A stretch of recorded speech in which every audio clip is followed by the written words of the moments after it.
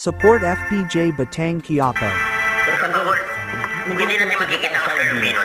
Ibig sabihin, hindi tayo nagbabawayan ng loob. Oo, baka. Hindi naman natin mapapagulungan yun. Hindi naman natin kasalanan yun. Ang Tanggol, kung siya naman pinagsalita sa ating pakulo. Tulig. Hindi siguro. Kaming ganyan kung kaya niya.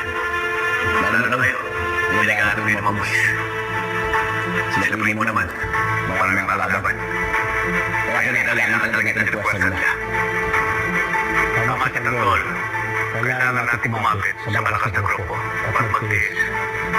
Mayroon na may isa tayo makalaban natin habang may ina tayo.